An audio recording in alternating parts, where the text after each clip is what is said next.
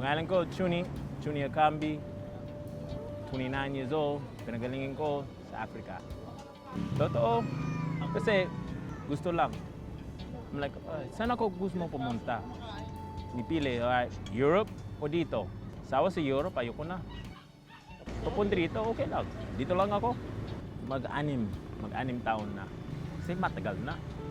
Si Chuni, no, nakita ko palang sumalayo, medyo intimidating na dahil una-una, syempre, hindi mo rin alam yung ugali niya, di ba?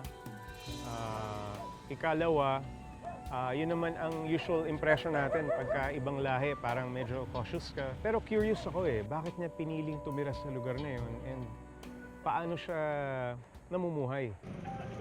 Taong 2007 nang mapadpad siya sa Maynila para higit pang makilala ang kultura at pamumuhay ng mga Pilipino. Pero makalipas ang halos 1 taong pananatili sa Maynila, naubos ang kanyang baong pera. Kaya napilitan siyang tumayo sa sariling paa, malayo sa lugar na kinalakhan niya. Kalaunan, nakahanap siya ng kabuhayan sa pagde-deliver ng tubig. Pag umpisa, hirap. Pero matagal na. Marami iba-iba trabaho mas mahirap pa. Okay lang. Dito, nauna sanay. Pag umpisa, hinan ako. Hindi kahit isang drum, mahirap na. Nauna, 2, walang problema yan. Tiis-tiis lang. Mabilis ding natutong makibagay si Chuni sa komunidad na naging pangalawang tahanan niya. Ano? Luha ka! Away na away mo ko, yari ka! Tahimik.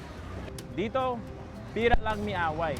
Kunyari, ikaw gawin mali, okay, damay ka. Ikaw pangi-ugali, tapos tapang pa, lugi ka. Matagal ng problema ng ilang residente dito sa Binondo ang kakapusan ng supply ng tubig, lalo ngayong tag-init.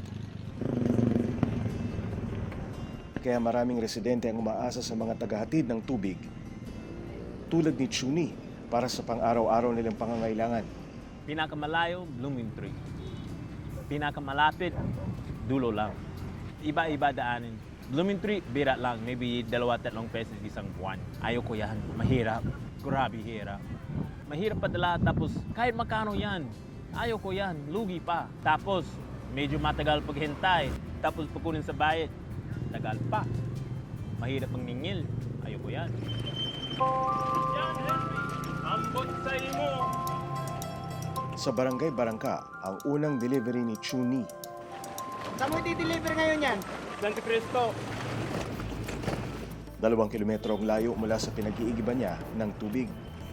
Kapag suki at kakilala na niya ang customer, mas mababa ang singil ni Chuni.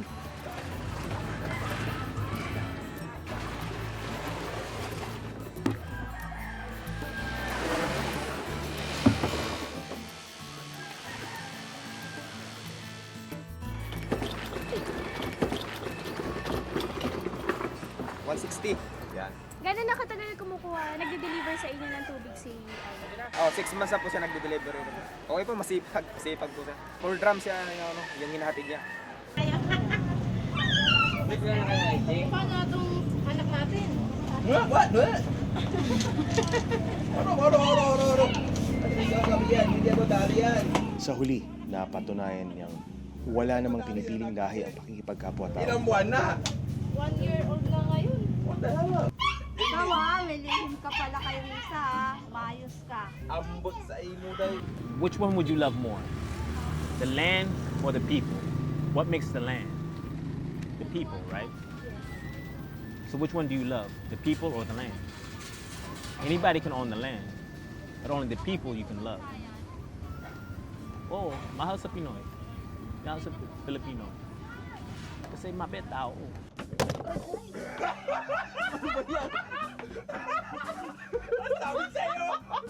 Anong sabi sa'yo? Ayaw makinig!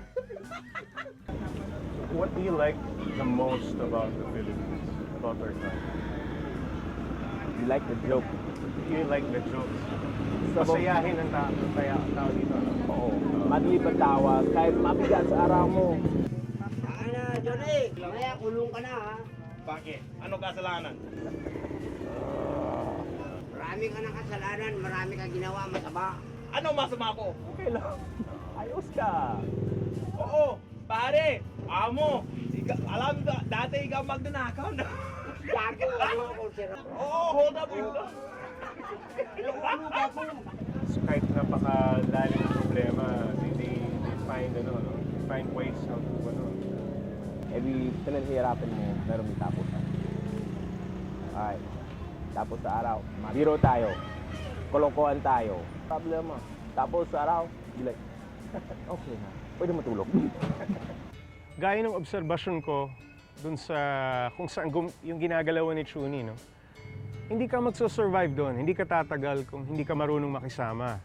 So ang impression ko sa taong ito, napakagaling makisama nito considering na 2 years na siya dun sa lugar na yan, no? So I guess ando na yung pwedeng tripan siya, pwedeng binibiru-biru siya, di ba?